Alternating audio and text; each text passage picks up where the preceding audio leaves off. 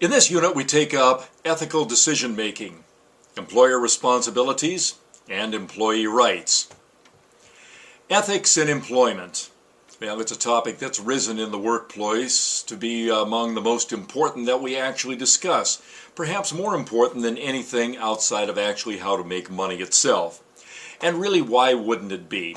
That's because we all plan on being in the workplace at some time or another, don't we? Well, if we don't, we have to question our reason for actually taking up this subject. Well, there's been a good deal done, especially since the 1960s, to bring about a more fair workplace.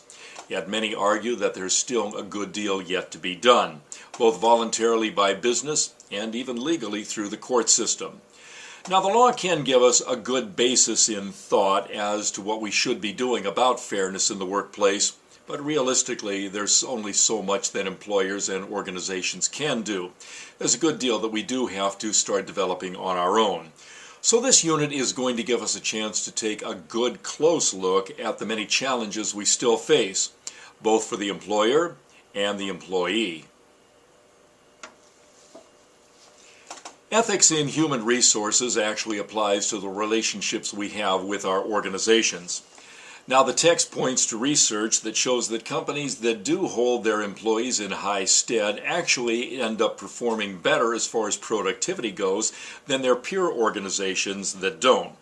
However, there's a converse problem in that there is less than half of the U.S. workers who have a strong sense of attachment to their organizations or even believe that their companies even deserve their loyalty.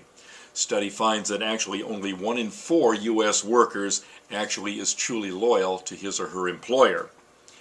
There does, however, appear to be a real trend that businesses in the United States are treating employees better. Now, some experts say this could actually be for a couple of key reasons. One is that it does make sense to treat employees well because it increases worker harmony and workforce productivity. And on the other hand, there's a Kantian theory, a sense of duties and rights. It's a school of thought that says basically it makes sense to treat employees well because it's just the right thing to do. And these are even in cases in which the employers may not get a dollar-for-dollar return on this type of approach. Now, the source here may have its roots in law, professional codes of conduct, or by the moral principles of justice, human rights, and fairness. In defining the parameters of employment relationships, we have to take a look at the legal and ethical boundaries of all of the issues. Now, we can be talking about things like power, responsibility, fair treatment, and even expectations. Both the employer and the employee need to appreciate each other's contributions and value to the workplace. So what we need to set are clear boundaries. We also have legal requirements. Now, while many of these may protect an interest, there's only so much they actually do. Ideas of due process and fairness can help determine what is or is not acceptable in a workplace, but there are also challenging circumstances that could threaten a company's ability to carry out due process. A reduction in force is a prime example here. And we also have cases of health and safety conditions that can come into play. Now, it would be hard to imagine that both an employer and an employee would agree to not work in a healthy, safe environment. But what is healthy and safe? Well, that can be a huge difference between the two sides. And how those differences are dealt with, well, that can also be a huge source of controversy. A due process is the right to be protected against the arbitrary use of power. Now, in the workplace, that means that there is authority with the employer that has to be recognized, but that authority has to be used justly. The idea of due process can come into play in the workplace subject of what we call employment at will. Now, employment at will means that there is no specific contract between an employer and an employee. Either side can end a relationship with the other for any reason, or even no reason at all. An employer can fire an employee, and the employee can simply quit and leave.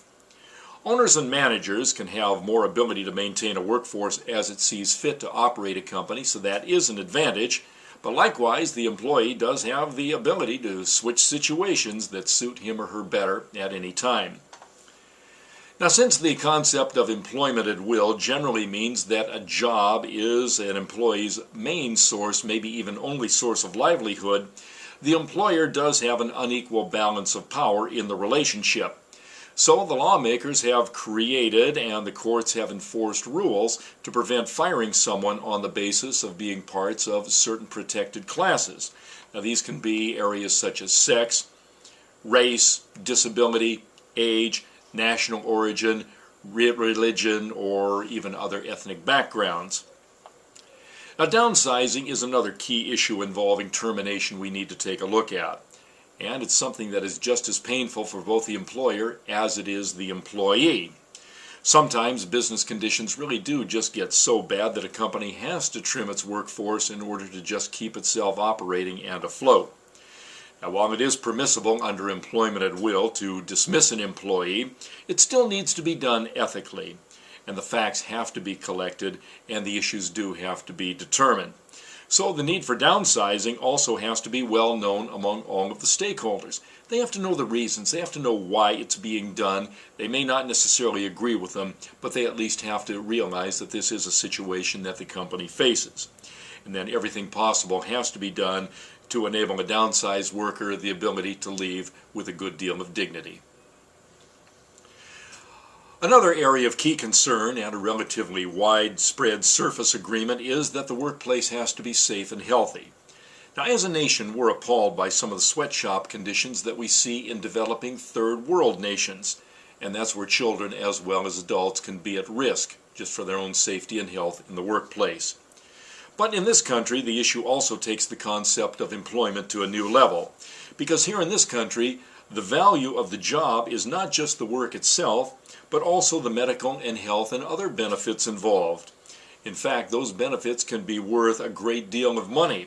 In some cases, in the minds of the workers themselves, to be actually more beneficial and more valuable than the actual wage or the salary.